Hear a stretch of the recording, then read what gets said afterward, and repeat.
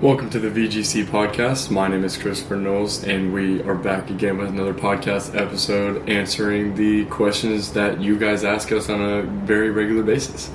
If you like this show, if you think you can really benefit from the show and someone else can really benefit from this show, then share it, post it on your story, send it to a teammate, because the more we help each other improve, the better the volleyball community gets, and that's what we all want. So, as we always do, we always dive straight in. So that is what we're going to be doing today. So let's dive into the first question. When I do this, I often hit the ball into the net. Do you know what I could do to help that? So this was on a video where I was talking about snapping on top of the ball and using your wrist and how to best contact the ball. And you can find that video on our TikTok and our Instagram. But what he's essentially asking is how to kind of really stop hitting in the net, basically. And so I think the best way to avoid hitting in the net is thinking about hitting that you want to keep it in front of you, but you don't get the downward motion by hitting on top of the ball, right? Or pulling it down with your full arm. The downward motion comes from when you snap your wrist and you put that spin on the ball and you put that direction on the ball that brings it downwards, right? So I know that's a little bit like very broad in general, but your arm swing is meant to bring the power and the place of contact on the ball, and your wrist and your hand determine the direction and the area that you're trying to hit on the other side of the net. So something that we really want to focus on, especially with hitting, but if you are hitting in the net more specifically, is keep your arm high, don't drop your elbow, snap with your wrist and not your arm like I said, and make sure you're keeping the contact at a 45-degree angle, right? So kind of going from bottom to top, keeping it at a 45-degree angle basically means you don't want to be hitting it right above you, right, where you have to look straight up to hit the ball and you can't even see the block, but you also don't want it too far out in front where you're constantly like hitting it at a 90-degree angle and it's practically impossible to hit over the net.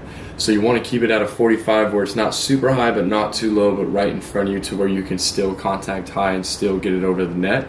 And then like I said with snapping your wrist, the snapping of the wrist and the direction that your hand puts on the ball determines where the ball goes, but how fast it is and how powerful that swing is and where the general direction it can go is based off your arm swing itself. But then also keep your arm high. I see a lot of times players try to like just absolutely rip a ball and they drop their elbow super low, so they're hitting it like a T-Rex, and then obviously that's such a super low contact that it's hard to get it over the net in the first place. So make sure you're keeping your arm high, don't drop your elbow, keep the contact at a 45-degree angle, and make sure you're snapping your wrist to get the downward motion rather than pulling it all the way down with your entire arm swing. Because if you keep it in front of you and you use your wrist to hit down, you will get a lot better swings, right? So just focus on those three things if you are hitting in the net a lot, and it will make a pretty big difference. Another question, could this apply to a standing overhand? So this was on the same video of contacting a ball, but now we're going to move a little bit more into like talking about an actual just like standing float serve. And so with a standing float serve, there's a couple things that you want to think about as you're making contact with the ball. And you want to be, the way we teach it is doing a strong high five, right? When you're high-fiving someone, you smack their hand really hard, right? And then that's where it stays most of the time, right? You don't hit their hand and follow through like you're trying to like smack their hand, you're trying to give them a high five, right? So what we want with a standing float is to keep our hand like flat like a board, not cupped over like we talked about in the last video. We want to keep it flat and then contacting the back of the ball, and then kind of not pulling our hand back, but just keeping it there. So when we make that contact with the ball, it leaves and we stay here. That's really what's going to produce the float for you. But another thing is, if it does spin when you're trying to flow serve, how it's spinning tells you what your contact was on the ball, right? So if I float serve and it's spinning to the left, right? So I grab the ball real fast to demonstrate it, but if you float serve it and it spins like this to the left, right? Like it's orbiting like the earth, it's spinning to the left, then that means you contacted it too hard on the right side of the ball, right? If it's got a little bit of backspin, that means you hit too much with your palm, and that's why it's spinning backwards, right? Same for the top. It was too many fingers, right? Or if it's spinning to the right, if you're right-handed, right, you hit the inside of it too much, and then vice versa for if you're left-handed, right?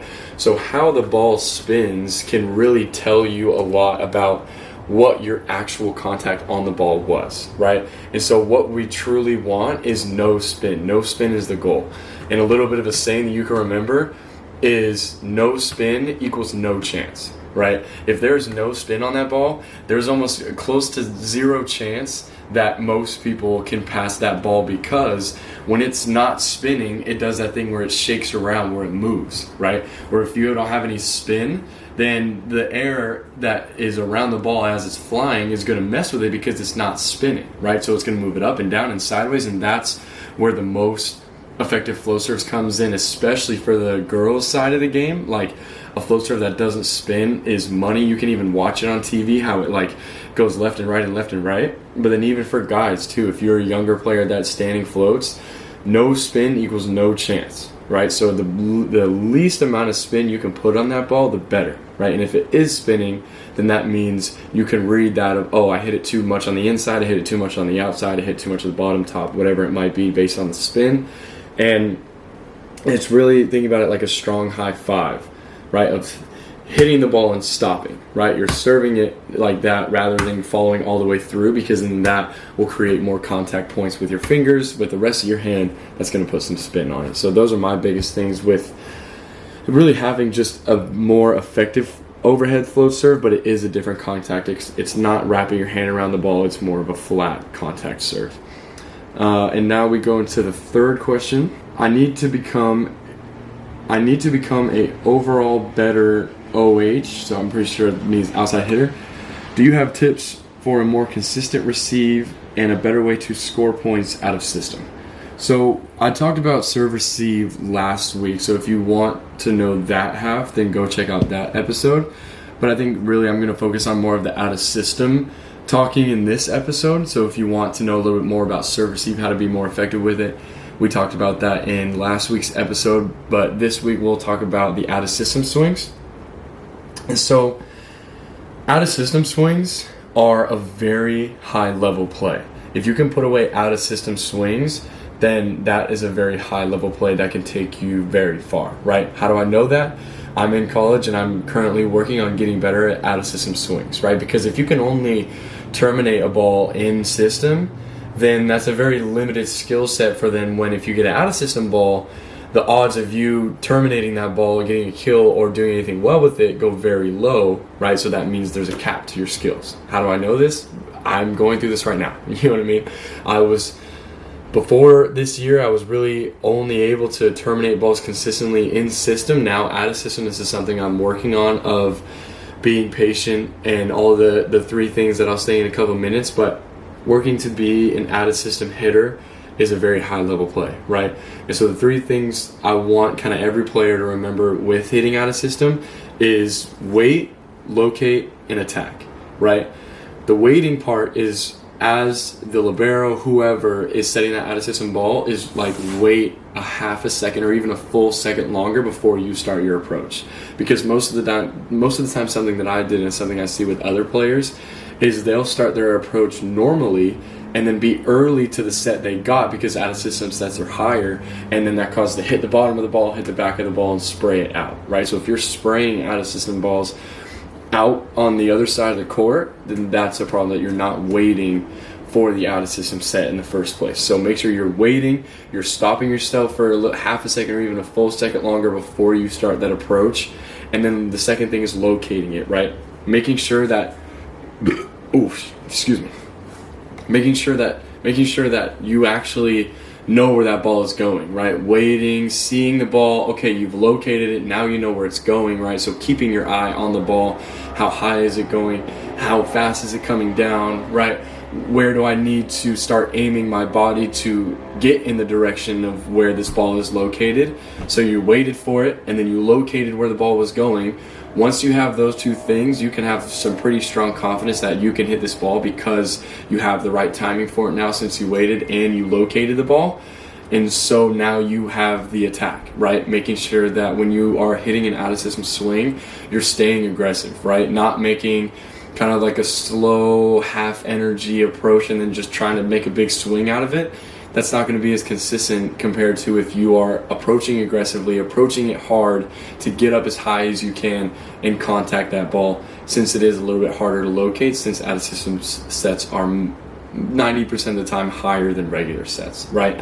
So if you're struggling with out of system swings, make sure that you focus on waiting, locating, and attacking. And the more you can work on that and perfect that, the out of system swings that you are able to put away will make you become a higher level player. So that is the episode for this week. I hope you guys enjoyed it and you guys actually took something away from it. If you benefited from the show today, if you liked something that you heard in the show today, or you benefited from past shows, whatever it might be, share it, post it on social media, send it to a friend, send it to a coach, send it to whoever that you think can really benefit from a show like this that talks about volleyball. So if you have made it to the end, that shows that you're truly trying to work to get closer to that higher level player that you're trying to be. We created the VGC community that brings all those players that have those aspirations together so we can learn how to be better, learn the lessons faster, which means that you guys get to improve faster, and the more you improve, the more results you will see. So there it is. So make sure you jump in the VGC community if you've made it to the end and share the show, and we will see you next week, and always grow together.